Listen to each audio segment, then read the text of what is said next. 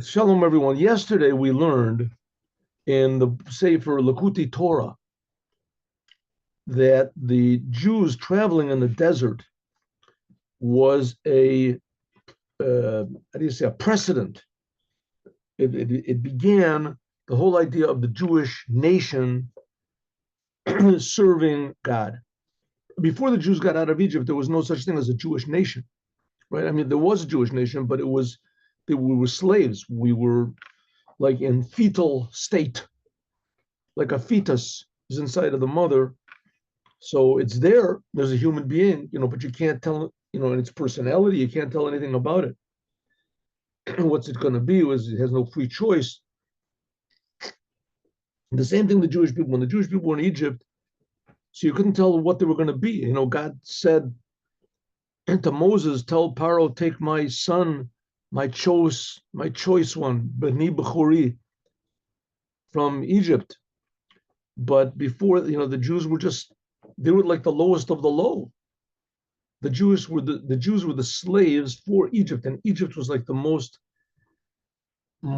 amoral country in the world, maybe in history, I don't know. Egypt. And the Jews were their slaves. They were the servants, so they were lower than the lowest.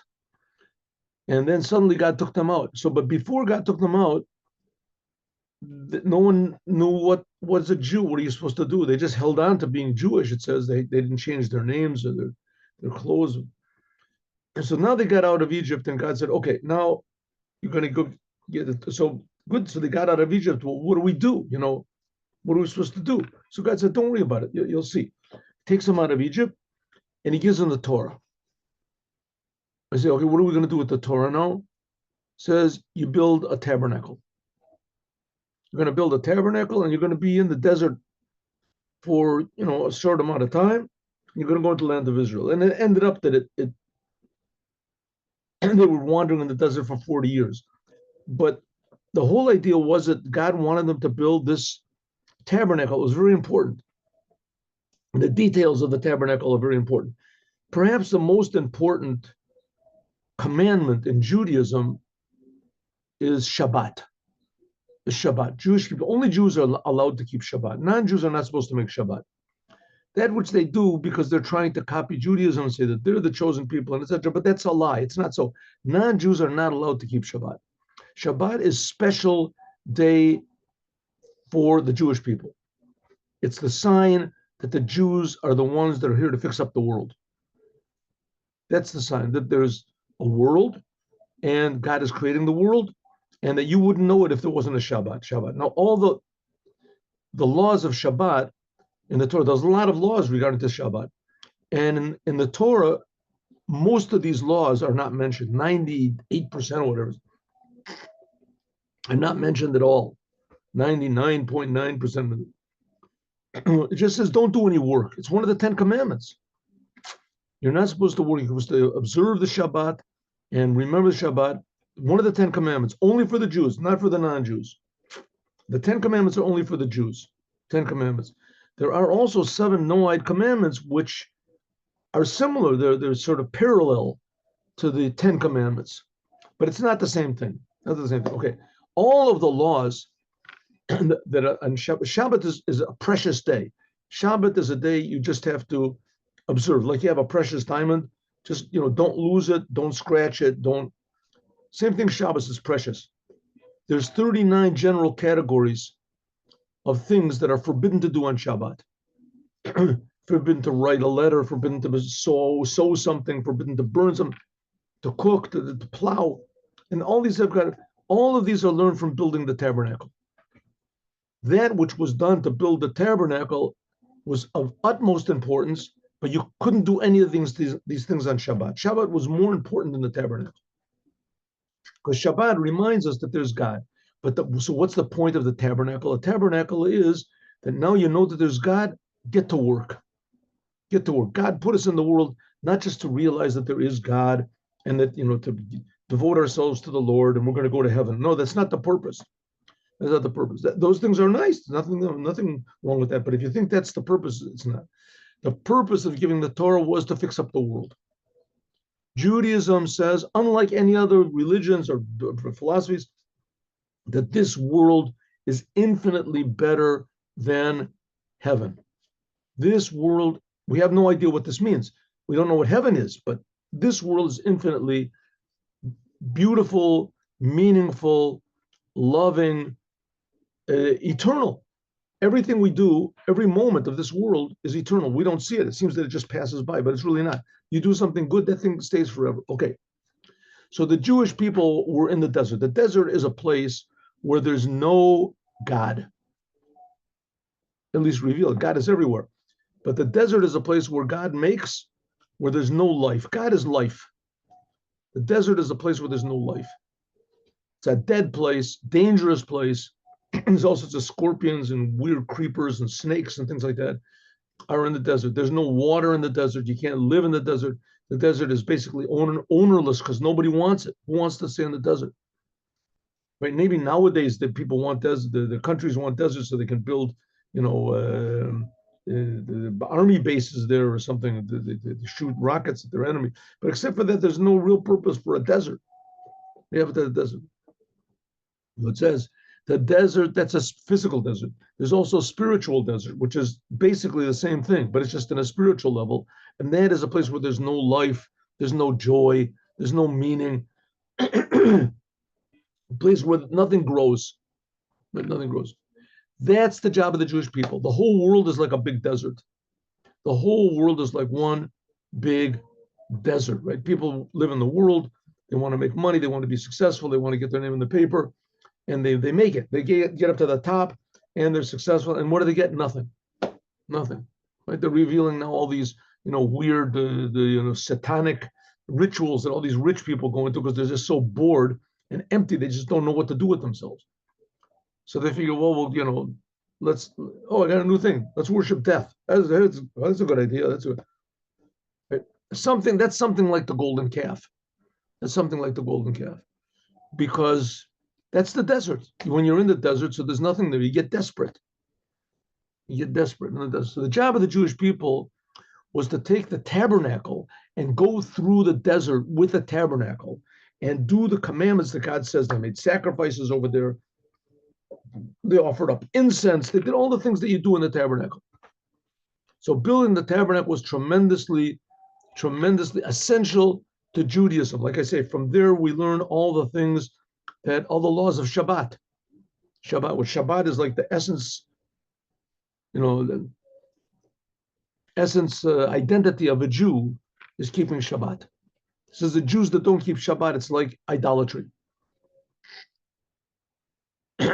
Okay, so so they're going through the desert, right? So now they're going through the desert. Now going through the desert and carrying this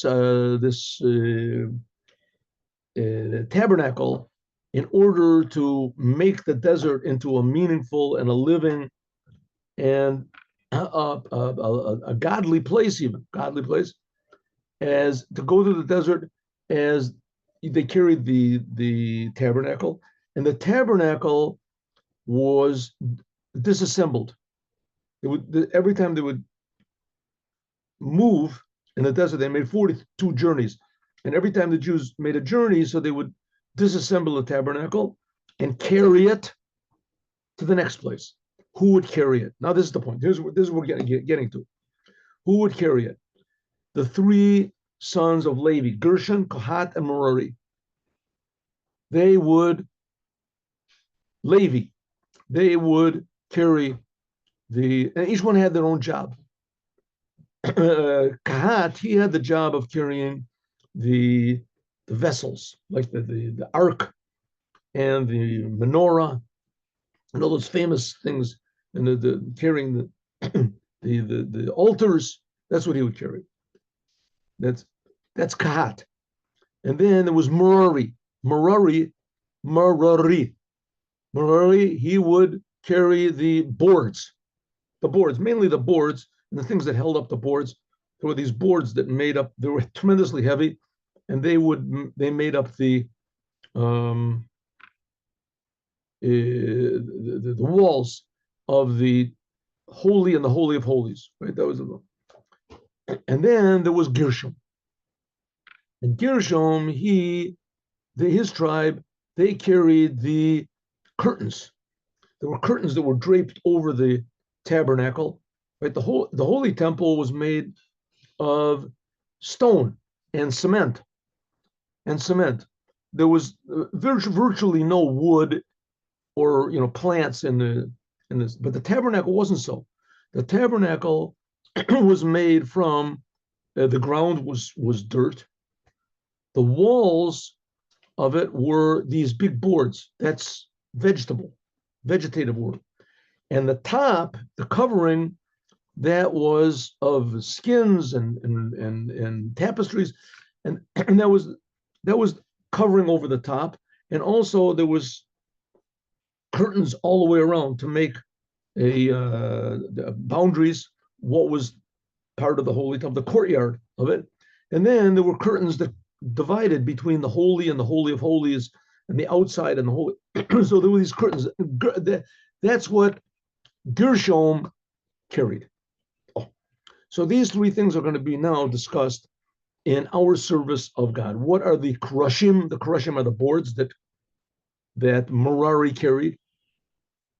And what is Gershom? What are the curtains? What does that mean to us? Because each one of us is a tabernacle. And we are in this world, which the world is a big desert. And we're in this world in order to make the world less of a desert, or I guess less of a jungle. People don't know what a desert is, but people know what a jungle is. So make the world less of a jungle, right? Make the world less intimidating and less, how do you say, threatening to us, and less depressing. That's what we're here to do. Okay. Behold, this that they subjugated and that they made the desert holy. This is the whole idea of the traveling of the Mishkan. Let me make this a little bit bigger over here.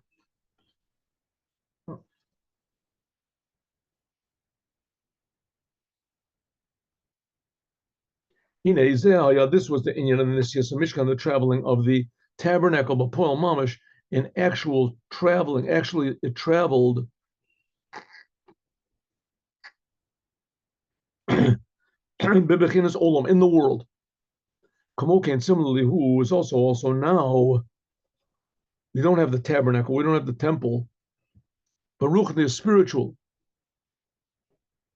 but Nefesh in the soul. Okay, so what's the Rebbe saying? That the tabernacle, it traveled around. Well, I guess you could say it traveled around. It traveled in the desert for 40 years. And then when they got to the land of Israel, it was 440 years until the first temple was built.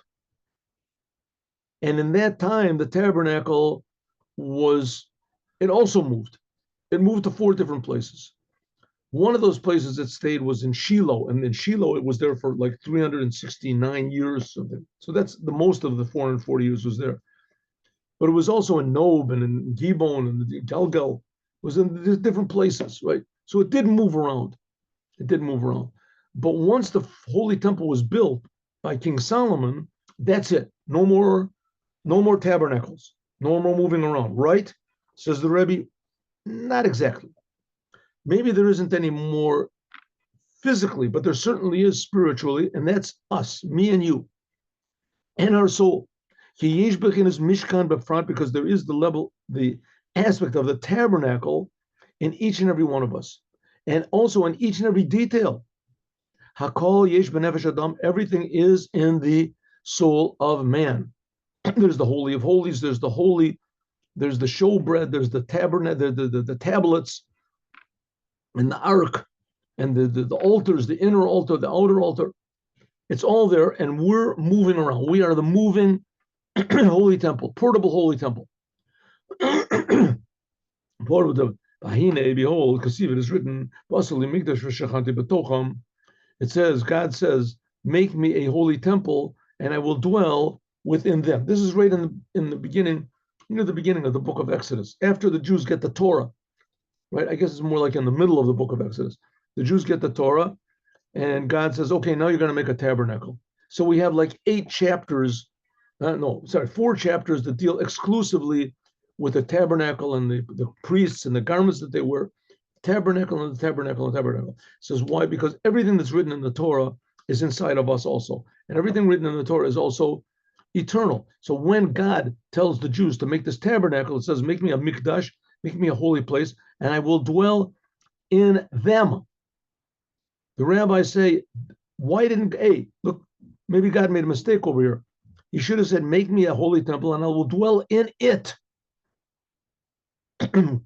So it says, the rabbis say, in it, God did not say. He knew what he was talking about. Ela b'tocham, inside of them. Lefi, because kol echad v'echad Yisrael, each and every Jew, tzorich lasot b'chinas mishkan, has to make a holy temple in his soul. That's the job of the Jewish people. The non-Jews can build, beautiful buildings that are much more exquisite and impressive than the holy temple. Much more so. And nevertheless, only the Jews have a holy temple. What's a holy temple? A holy temple is a physical place where you go and see that there's a creator. You go and you feel that you're being created. And that's supposed to be, every Jew is supposed to be a little holy temple to show the non-Jews that they're being created, that everything is being created, that there's God that's creating everyone, and he's creating us from love. He cares. It's not just like, a habit of God, just can't get, can't break the habit, just keeps creating everything all the time, right? It's not, God is intentionally creating everything in the world from love. And the reason that he's doing it is he wants us to make the right choices. He wants there to be a place where the angels don't have choices. To draw down godliness in your soul. When do you draw down godliness in your soul? In the service of the heart, which is prayer. Prayer. We've talked about this a lot of times. Jewish prayer. You have to translate the Psalm, the book of prayer. Translate it. And if you don't want to translate it, or if you don't have time to translate it, so get a book of Psalms in English and read in English, and you get a little bit of an idea what it means to pray. King David was praying to God, 150 prayers over there. Some are attributed to other people, but these are the prayers of King David. 150 prayers. And he's praising God, and he's begging God, and he's extolling God, and he says how much he loves God, and his soul is just, expiring with love for God and fear for God, etc. So God is, how do you say, he's infinite, he's totally above the world, but on the other hand, God cares. God is not like everybody thinks about. God is not limited to being infinite. God is certainly infinite, that's true, but God also cares about us, and he answers our prayers. And when we realize how close God is, and at the same time how infinitely far God is, then that arouses love. When a person's heart is pure, like it says, Lev Tahor Bar Elokim, when you're not thinking about yourself, like it says, Bar Levav, a pure heart. Kasher Levavo Tahor, when your heart is pure, Mikol Si Bilti Lashem, from anything which is not to God, Zai then Nikra Mishkan. That's when you become a tabernacle. Lishkon Bo Gili or Ovaya, then they're shining in it the light of God. Short break.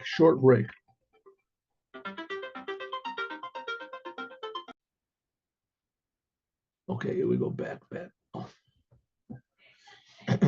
Okay, so when a person makes himself pure and he removes the egotism and he removes his own selfishness, then he becomes a tabernacle. And what's the whole idea of the tabernacle? The tabernacle was a place. The tabernacle didn't do anything. The tabernacle was just built exactly according to what God wanted. And then God could reveal himself in it. Then you could start to work. They said by means of this, I'm sorry, that was a, that's what it says, Mishkan is, it says, then Yisa Bracha, then there will come a blessing from God. In other words, you have to let God do something. So you have to try to remove your negative thoughts and your frustrations and your doubts and your desires as much as you can. And the more that you empty yourself out from your own stupid, selfish, pointless ideas anyway, then you become a house for God, the Giloi orange sof, and there will be a revelation of God inside of you. That's what's called Naki Kapayim Ubar Levav, clean hands and a pure heart. And when God reveals himself to you, what do you have a feeling of? You feel happy. You feel happy. You feel that I'm being created. I'm important to the Creator. I'm important. I don't have to worry about myself. Don't have to worry. You're free.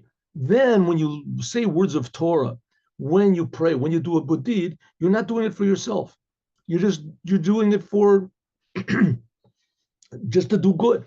That's what it means. You will bring blessings from God. That's what it means drawing down godliness into the world. By means of this, it'll push away the Yachnia Gamkein, also a Hester of the Nefesh Abamis. Then all of a sudden you can start. First of all, you realize a little bit that there is God. And then you say, I got to get myself together. And then as soon as you start working on yourself, then a little bit of godliness comes and it becomes easier to push away the Nefesh Abamis, the animal soul, which conceals and separates and makes the world to seem to be something that's really real and separate. And just to give you a simple example, right? Someone makes you angry and you get all angry, you can't say that. Instead of that, you say, 1 second. It's not just me and him. God is also involved here. God is creating me. He's creating him. Getting angry, it's forbidden to get angry. I'm not going to get angry, but I can't let him get away with this. Don't worry about it. If God can let him get away with it, you can get away with it. If you want to stop the person, then do it calmly, the way that God says you're doing wrong, this is not proper, etc. Right? But in other words, by means of thinking about Hashem, as you start to refine your personality, you become less and less of an egotist, or even worse, an egomaniac, right? That you start thinking about yourself, you're always worried about yourself, you're always worried about what's the next minute's going to be, or whatever it is, but you don't bring Hashem into the picture. Bringing Hashem into the picture means making yourself into a tabernacle. You become a vessel for God. And a vessel is just like it says. You have patience. You have patience. Things will wait, right? You have to wait, and then God will do the rest. God actually does, as it is, God does everything. You just don't let him do more what he wants to do. Why doesn't God do more? Because of gasus, achomer, and nefesh abamis, because of the thickness of your own physical desires and personality. When a person's heart is clean, uboror, and pure, clear, you can see in your mind's eye that really nothing conceals God. Because God already is everywhere. It's not a new thing. The down here is just like it is above, that nothing really separates from God, because there really is nothing separate from God. Because by means of zechut libo, if you refine your heart, you reveal godliness, then also the concealment, shalo yastir, it won't hide anymore. Now, this is not an unusual thing. This is the way things are supposed to be. This is in the reach of every single human being, Jews first.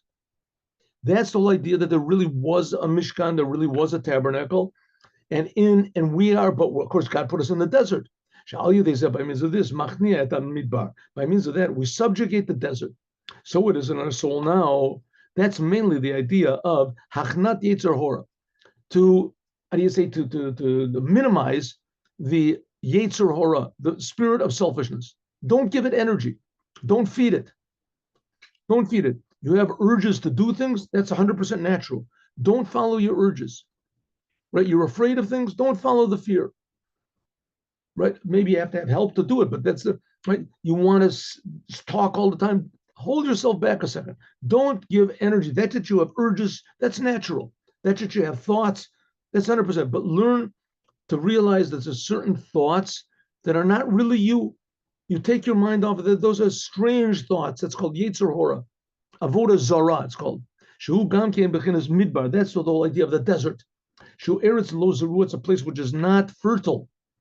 Hainu Masim Devorim. These are speech, actions, speech, and thought which are not to God. All these things are like the scorpions and the snakes in the desert. That's what it means. I said, Lo Yeshav Adam Sham. The desert is a place where no man lives there. It's a no man's land. Like, which man are we talking about over here? This is like the vision that Isaiah saw. And it says, Al Damuta Kisei, on the appearance of his throne was the appearance like of a man. It explains in Kabbalah, Hasidus, this is the world of Atzilut, that he saw the configuration of the 10 Sfirot. In any case, that's pure godliness. Atzilut is another name for holiness, and it doesn't sit there. That's what it means. Make me a holy temple, and I will dwell within it. Like it says, okay, and therefore you have to subjugate this aspect of being a desert, which the desert is the Yetzer Hara. The desert is the evil impulse. By means of by means of drawing godliness into your soul. And maybe we could take an example of this. Nowadays a little bit. We see that the Jewish people have no identity, right?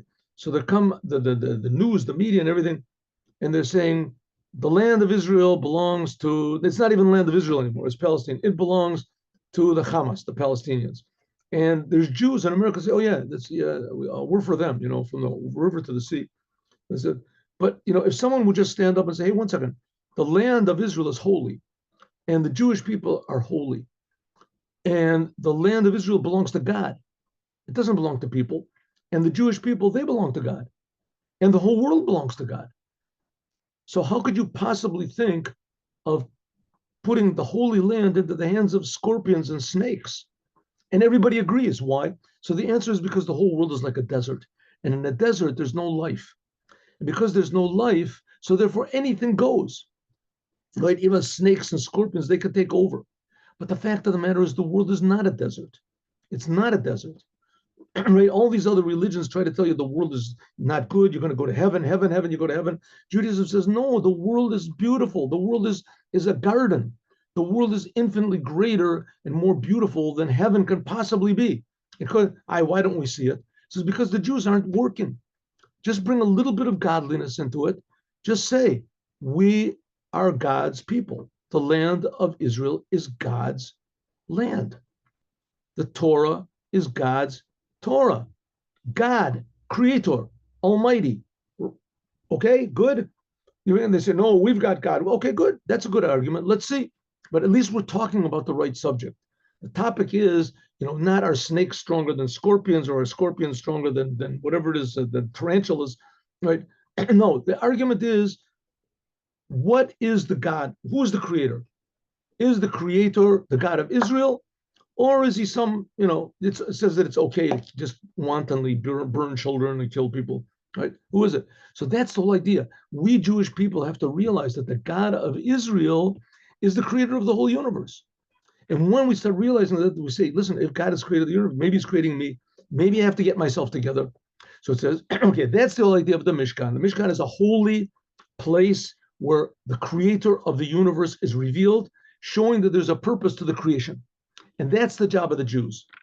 Okay, and that was traveling in the desert in order to bring meaning and fertility, spiritual fertility to the spiritual desert, and even physical fertility to the regular desert. It says that where the Jews camped in the desert, it says that the well of Miriam was with them, and it irrigated the whole entire place, so that it became fertile. Hine, behold, in the Mishkan, in the tabernacle, there were three things. That's how we started the class. There's Karshia Mishkan, and there are the boards of the Mishkan, Uriota Mishkan, they are the curtains of the Mishkan, and they're the Kalim, and they're the vessels. The vessels are like the ark and the what are they called? The altars that they offered up the incense on and the animals on. Hainu Aaron, the ark, the menorah, the candelabra, the mizbeach. First of all, we have to understand what are the karushim? What are these boards? The boards are atzi shitim. They were shitim wood. Some people say it's acacia wood. Some people, I don't know what that is. Some people say it's cedar wood. In any case, they were huge, heavy boards. They were like 15 feet tall. They were tremendously heavy. And these boards were standing up. Omdim. The boards, they stood up the boards, and that made the walls of the holy and the holy of holies. And then they could put in the holy of holies, they put the ark, and in the holy they put the menorah and the incense altar and the bread table with the bread, face bread. Okay, so, but the walls of it were made of these atzei shittim, of these huge, thick boards. She'em al derech, this is like the angels. The angels are also called standing. Kamosh Katuv, like it says, Surafim Omdim, that there's angels that are standing above him. That's in the prophecy of Isaiah. We're going to get to that in a minute, I hope. Well, Kamosh Katuv, like it says in the Midrash, Shira Shirim Rabbah, etc. It says Surafim, the angels are called Surafim. They are Lamaila. In the heavens, there are these angels called the burning angels. They're standing up serving God. Aflamata, also below, there's Atzei Shitim Omdim. There's also these boards that are standing up. Okay, so we know what that is by the angels, and we know it is by the tabernacle standing up. What is it by us? We'll see. Perish Serafim Omdim, that there's angels, these burning up angels. I think in English they call them the flames. Who knows? Hainu, Kamaymer, like it says, Asher Mesharsov. These are angels that always served God. Kulam Omdim Barum Olam, all of them standing in the height of the world. Umashmiim Biyira, and they they scream out whatever in great fear. The Indian like this. What are these angels? Ein Omdim Amida El Shtika.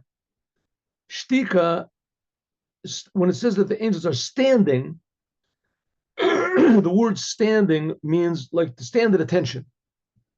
Standing at attention. When you stand at attention, you're quiet. But attention, everybody stands at attention, means nobody talks. That's what it means, attention. So omdim, amida, in Hebrew, also the word amida means to stop. Amida means also to stop. Omid, right, means that you have to stop. That's another word for it. So amida means to stop everything. You stop talking, you stop moving, you stop thinking. Amida, this is quiet. Pirush shtika, what does it mean that these angels are standing, that they're quiet? Hainu bechinas bittel. It says that the angels are screaming out to God. Mashmiim biyira, they say kadosh, kadosh, they say holy, holy.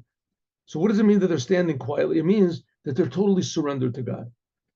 Bittel ha'atzmut mikol makol, totally surrendered to the Creator. Hainu bechinas bittel aratzon, surrendering your will. Shalo yehela adam ratzon acher, that you have no other desire, zulat, except for ratzon Hashem, a will for God. That's what it means, standing. Like it says, Am imcha lo chafatzti, like King David said, I don't just want to be with you. I want to be like part of you. I don't want to be a separate thing that's just with you. That's what King David said. Like it says, Batel ratzoncha, surrender your will to God. Now you can say, how can I surrender my will to God? I'm after all, I'm something separate. So you have to remember constantly that the God of Israel is our creator, and he's creating us from nothing. So he's not something separate from us. God is not an angel. God creates all existence, and he's creating me and you right now, every instant. We don't feel it. I also don't feel it. But the fact is so. And when it means to surrender ourselves to God, it just means that we don't think that we are independent existences. We feel that my will, I owe it to God. Let's put it that way. I owe it to him. He's creating me every single instant. Not that he created me 40 years ago or 100 years ago. He's creating me right now. And if so, a person just, okay, I don't feel it. I don't really understand it. But on the other hand, it's true. The Rebbe says it's true. It's true. If it's true, it means that I am only in existence by virtue that God has created me. So I have a free will. I feel separate. So I should use my free will and my separateness in order to be in tune with the truth. Why is God creating me that I feel separate? Why? It's an evil trick? No. God wants me to use my free will to do what he wants. That's called bittul. That's called surrender. Surrendering my will. The reason it's called amida, that's why it's called standing, kihini, because behold, when a person has love for God, this is called moving. like it says, but Avram, holech v'nasoah. Then you appreciate God, you're moving. It's like there's me and God. But before you can get to this level of being able to move, first of all, you have to stop. Zod, Amida, Bechinat Amida. So you have to have this level of stopping. I'm sorry. Hainu la'amod v'lishtok min hispashtus v'hiluch she b'la'umatzeh. First step, says the Rebbe, you want to come to love God. You want to be a productive person. You don't want to be a zombie or to be a snake or a scorpion, whatever. Right? What the first thing is, you have to stop and think. Stop for a second. Should I just do whatever I want? Should I just react to every urge I have? Should I or shouldn't I? Should I do everything that makes me feel good? Maybe yes, maybe not. Stop, think. That's what it means, Amida. Amida means stop. Stop and think. Listen, maybe I'm on the wrong track. Hein ratzonos zaros, these are all the strange desires that people want. The chafetz, shtokek, they desire. This is also called hiluch. I'm sorry. When a person goes in bad ways, this is called moving. This is called moving. Al derech, like it says, vayavo holech leish ashir. Okay, anyway, it says moving. It's called moving. Shehu ahiluch deleumitza, but it's going in the wrong direction. Zeu holech shaholech mitchazek umitchila hu beorech. Okay, in Judaism, there's these people that are big, like, evil people. One of them is Nebuchadnezzar. Nebuchadnezzar, he destroyed the first temple. Then there's Titus, he destroyed the second temple. These people, they were like top of the world. Nothing could be more desirable to have a better goal to be like not Nebuchadnezzar or like Titus. They ruled the whole world. They had all the money, all the pleasures, all the power, all the popularity. Whenever they walked, everybody stood up, everybody bowed down, who knows, whatever they did, right? That's like the ideal goal of man, right? According to Judaism, wrong. According to Judaism, these people were really evil people. And they ruled over the Jews. They destroyed the first temple, destroyed this. They were on the top. They were higher than the Jews. They got more success than the Jews do. That's not our goal. That's the opposite of our goal. The opposite of our goal is to be like that. But they succeeded. They were great. I mean, okay, so they're dead, but everybody dies. Also Rabbi Akiva died. All these people. So what's better, to have a good time and to be rulership? And then, so the whole world will tell you that to be like Nebuchadnezzar and to be like Titus, that's the goal. That's it. There can't be anything higher than that. Nothing better than that. Judaism says there can't be anything worse. There can't be anything worse than to be like these people. They had success. Not that success is bad. Success is okay. It says that the Rebbe Yehuda Hanassi, he was successful as what was his name? Not Alexander. I forget. Anyway, he was successful as the king. I mean, sometimes things slip my mind. He was as successful, but it was a different type of success. There's success that God gives you, and that you get just by being honest and let God fill up the vessel. You be honest. You be straight. How do you say? Truthful and hardworking and caring, etc. And then God fills it up. Right? Some people he makes billionaires. Some people lose it all. That's up to God. That's God's business. It's a different type of business. But the richness, like Titus did, they did it all on their own thoughts. They killed people. They murdered people. They get rid of their enemies. That's the ideal man. Right, wrong. Says that's what we have to get rid of. We have to get rid of anything which is in the direction of Titus or the Haman or Achashverosh, all these people that they ruled over the world, anything in that direction. But they're also moving, but they're moving in the wrong direction. That's what Rabbi said. Therefore, you have to be Mishalche Regal Hashur V'Achamor the Ainu Limanoa Hiluch Shalitzor. You have to tie up the feet of the ox and what, so they shouldn't go in the wrong direction. In order to you want to change from the walking and going in the wrong direction to go in the right direction. This is by means of you have to first of all stop. This means surrendering your will to God. Surrendering. You say, listen, I'm going to do what God wants. I'm not going to do what I want anymore. But you have a big business deal. I think I told you the story, a long story, but a guy is about to marry this non-Jewish girl, and suddenly the Rebbe of Lubavitch appeared in front of him, and he said, I can't do it. I'm a Jew. I can't marry this girl. And he had everything going for him. It was going to be a big break for him in show business or whatever it is. And all of a sudden he said, this is everything I want. The girl is beautiful and we get along well together, but she's not Jewish. The girl is not Jewish. I want to, but I can't do what I want. I have to do what God wants. So he stopped. That's the idea of stopping. It's a long story. I think I told you the story. That's the whole idea of the boards that were standing up, and they were carried by Merari. It says they were like the angels, they're all standing. This was the work of Bnei Merari, that they carried the crushing, they carried the boards. Merari means bitterness also. This has to be bitter.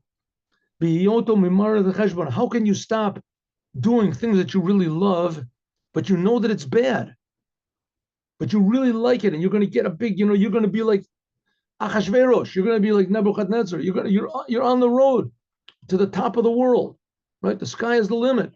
You're going to make it. All of a sudden, you realize that I don't want to do it. But how can you stop? What's the alternative? So the answer is, the alternative is to say, listen, I'm not on the right track. I'm on the wrong track, and I enjoy it. How can I get off this track? Bitterness. Bitterness. What does it mean, bitterness? How did I get to be such a thing? This is not the real me. How did I get to be like this? How is this happening to me? This is not me. I'm totally in the wrong direction. Right? There's stories about the people who worked in the concentration camps. What am I doing? I'm killing people. Where have I fallen to? What have I done? Like people that become drug addicts, people that, God forbid, they do the worst things, sell themselves on the streets, just for money, for drugs or something like that. How did I fall down so low? And you become bitter. That's the idea of being bitter. Bitter. That's that says this bitterness. That's the door. That's the way to put on the brakes. You put on the brakes. You're driving down the road, 120, and you realize, hey, I'm going in the wrong direction.